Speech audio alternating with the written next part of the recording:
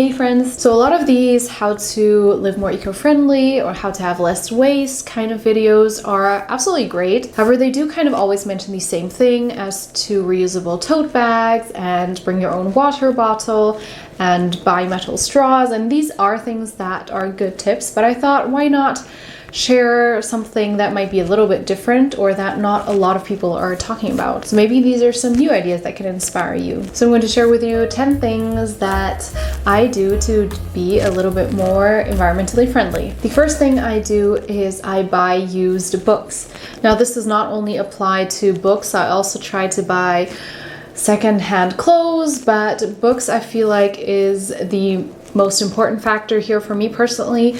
We do read a lot and we love to read on paper versus on some kind of screen or a Kindle. And we used to buy all new books. Now books of course are printed on paper and mostly it is FSC certified paper. That means that the trees have been cut down in a sustainable manner and the resources are used sustainably.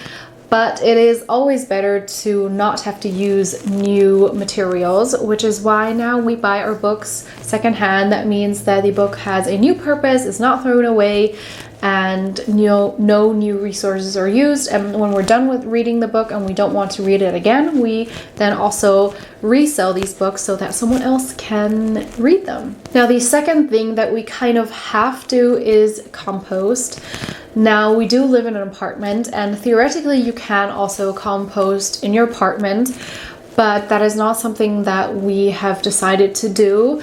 Composting is a great way to break down those vegetable or fruit scraps back into nutrient-rich compost that you can use in your garden, on your plants. We don't personally compost in that way here in our apartment, but what we do is we separate our vegetable and fruit scraps and put that into the compost bin here in our building. Here in Germany, we separate the waste into lots of different categories, and one of those is kind of compost waste. A large part of that is then composted for you by the city, and sometimes energy is won out of that. Just separating your trash and recycling things that can be recycled and renewed is a great step to be a little bit more environmentally friendly. Now, this is something that I think a lot of people do, and that is to reuse and recycle plastic bags. This is also something that I learned from my mom. She used to always have a bag of bags under the sink, just of plastic bags that you gather from here or there.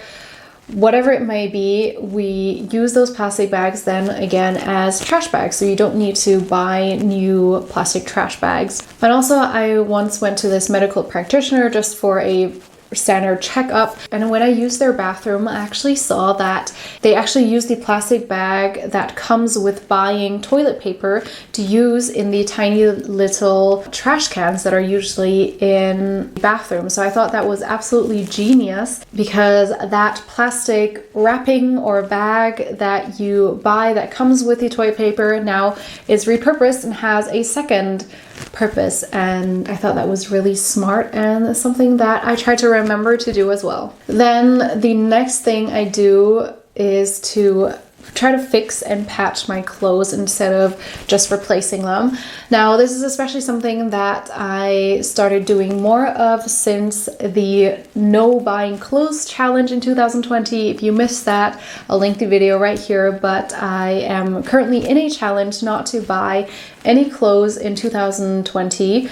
And so far it's going really well. I haven't bought any new clothes, but I have had a few clothes kind of break and rip in different places, and I have had to sew them, especially my jeans. And my boyfriend also recently sewed his shoes back together. There was this one part that slightly ripped, and just trying to prolong the life cycle of your articles of clothes is really helpful and sustainable and great for the environment. A lot of times the fashion industry today is all about fast fashion. We mostly all know this. It's about buying trendy new clothes, and then when they're out of style, you discard them and then buy new clothes, and they just want you to keep buying, and they want to keep the cost low. And because the cost is so low, there are often people that are exploited in factories, and also the clothes aren't just as good of of quality. Before I go on, I'd love it if you guys could support me on Patreon. Over there, I upload exclusive vlogs, and by supporting me there, you're enabling me to continue to make these videos here, because they do cost a lot of time and energy, and I love it if you guys can and have something to spare to support me over on Patreon. I will leave the link down below or up here. Then the next thing I do is I freeze my leftovers. Sometimes I have a lot of leftovers that are time sensitive in my fridge.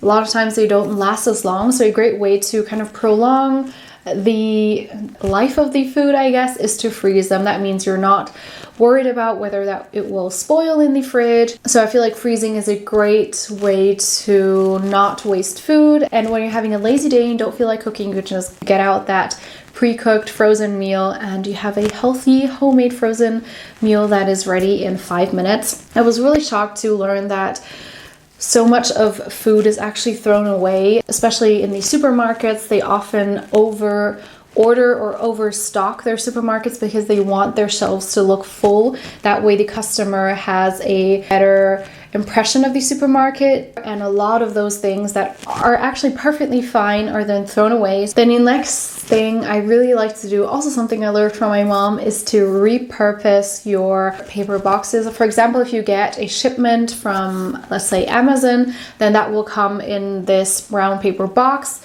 I really like to reuse those, so whenever I get some kind of parcel or shipment, I keep those boxes in my cellar, and when I want to ship something myself, I then reuse that paper packaging instead of just throwing it away. And the thing that I learned from my mom is to repurpose those boxes into storage bins. So I have these awkward shelves that are very small but very long. And if I have something in the back, then I have to cram out everything in the front in order to get to the back. So I used a box, cut that into the shape that fits into the cubby, and now I have kind of this makeshift drawer that I can pull out, look through what I need, and then push that back in.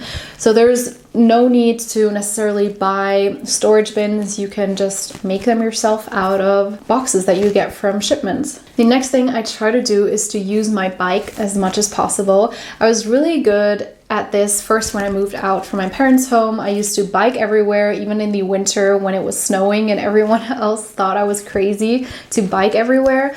But I did, and then in between I got kind of lazy and I used the bus a lot, and of course the bus is also a great transportation option since it is a communally shared vehicle, I guess, better than your private personal car. But the bike is more eco-friendly than the bus and it saves you money.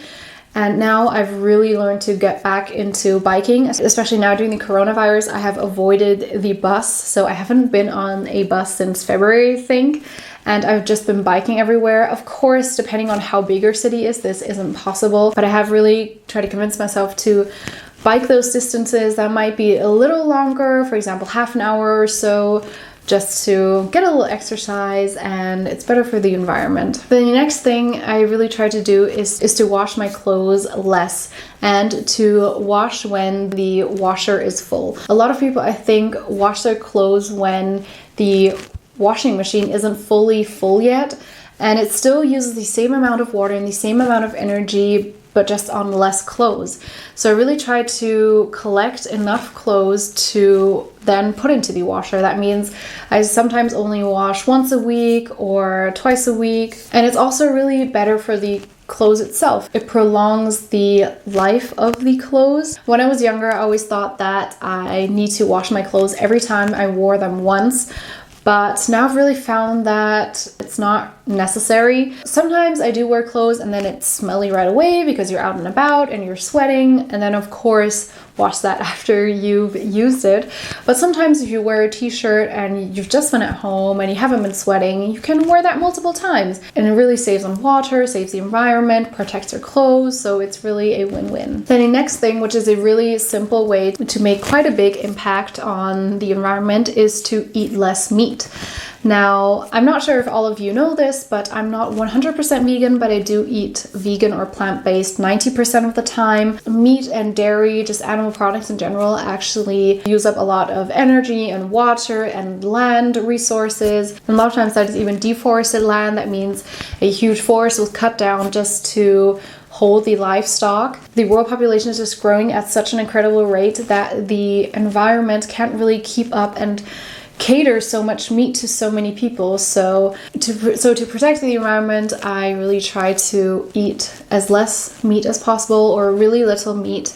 And I know that this whole vegan thing can be really daunting. A lot of people think I can't be vegan. That's why I'm just not going to try at all. I'm just going to stick to my meat every single day. But really, every single bit helps. So if you're maybe eating meat every single day, you can switch to every second day. By doing that small thing, having meat every second day, you're really cutting down the amount of meat that you consume, and that is just already incredibly helpful. So every little bit counts. And we don't really need to be vegan as a population to save the environment. We just need to cut down our meat consumption a lot. And that is a really simple and easy way to make a really big impact. I'll leave some resources and scientific studies down below. I have one article that I think makes it really nice and understandable. And in there, the scientists and professors that have research on this even say that cutting down your meat consumption is far better for the environment than switching to an electric car, for example. And that just shows how big of an impact something as small as that can make. Something else that I do is I really try to avoid single-serve packages. Single-serve things or small packages in general there's just more packaging and more plastic, and it's not something that is necessary. So I really try to steer clear of those single serve kind of things. It's just not necessary, and oftentimes those things are also more expensive. So I hope that these ideas gave you some kind of inspiration as to what else you can do to be a little bit more environmentally friendly. Of course, you don't have to do all of these things. It is already really great if you choose one of these things to do. Just remember, it's not about being perfect. No one here is perfect, and it is about taking a small step. And if we all collectively together each take a small step, we can already make a big difference. So don't be scared and don't have this all or nothing mentality. Just try to do your best, and every single effort really does count. So I hope you guys enjoyed this video. Give it a thumbs up if you did, and subscribe if you want to see more on this channel. I post twice weekly, and comment down below, what of these steps do you already do? Do you want to do? I'd be really intrigued as to what you guys think, and share your ideas in the comments below. That always makes me really happy reading your guys' input. And thank you so much for watching. I'll see you guys in my next video. Bye.